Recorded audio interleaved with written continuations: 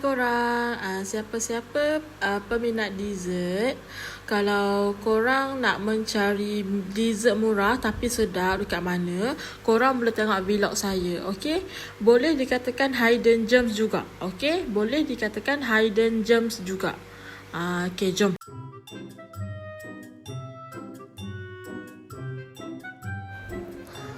Okay, dah sampai.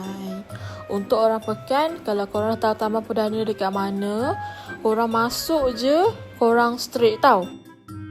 Kalau yang tak tahu, korang boleh buka Waze. Korang type je Taman Perdana Pekan Pahang. Nanti dia bawa korang masuk kawasan ni. Lepas korang masuk, korang kena straight je.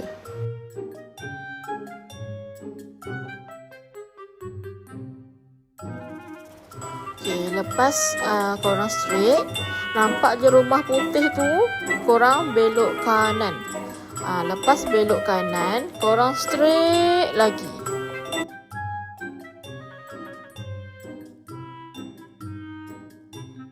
Habis straight tu, korang pusing ke kiri. Lepas korang pusing ke kiri, macam biasa straight. Dan korang boleh pusing lagi sekali ke kiri. Sampai.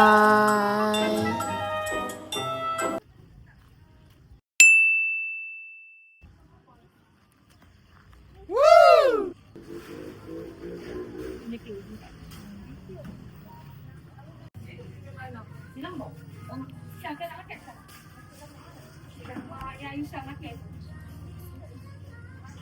Baru ada.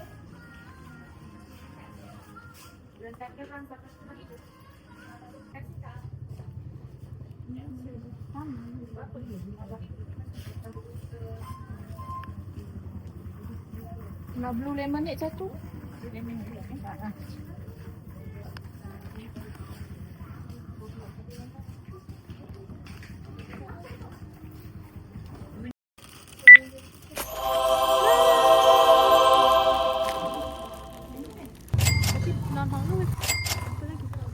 Matilda.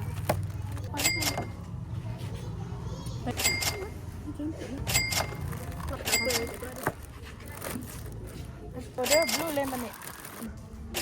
Apa sekarang?